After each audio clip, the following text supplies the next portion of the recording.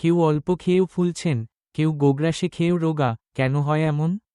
যুক্তি দিলেন গবেষকেরা, আপনারই সহকর্মী আপনার সামনে বসে আজ পাহাড় প্রমাণ বিরিয়ানি খাচ্ছেন, তো অন্যদিন পিৎজা। তারপরেও তার শরীরে এক বিন্দু মেদ জমছে না। আর আপনি মেপেঝুপে খেয়ে ওজন কমাতে কালঘাম ছোটাচ্ছেন।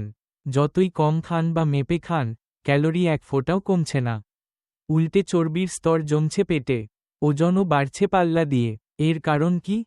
রোগা হওয়ার চেষ্টায় নিরন্তর লড়াই করে যাচ্ছেন যারা, তাদের এই একটাই প্রশ্ন, কেন বাকিরা বেশি খেয়েও রোগা?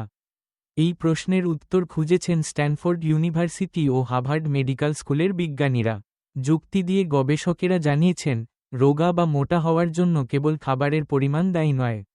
এর নেপথ্যে রয়েছে হরমোনের খেলা ও কিছু জিনের কারসাজি।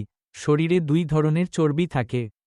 স্ট্যানফোর্ড বিশ্ববিদ্যালয়ের একটি গবেষণায় দেখা গিয়েছে, অনেক রোগা মানুষের শরীরে ব্রাউন ফ্যাট এর পরিমাণ বেশি থাকে। এই চর্বির স্তর শরীরের তাপমাত্রা বজায় রাখতে ক্যালোরি পুড়িয়ে তাপ উৎপন্ন করে। অন্যদিকে স্থূলকায় ব্যক্তিদের শরীরে হোয়াইট ফ্যাট বেশি থাকে, যা ক্যালোরি জমিয়ে রাখে। হরমোনের গোলমালও এর জন্য দায়ী। রক্তে যদি ইনসুলিন হরমোনের পরিমাণে হেরফের হতে থাকে তাহলে ইনসুলিন রেজিস্ট্যান্স তৈরি হয়। ওই অবস্থায় ক্যালোরি কম পড়ে চর্বি জমা হতে থাকে। তবে কেবল জিন বা হরমোনের দোষ দিলে চলবে না।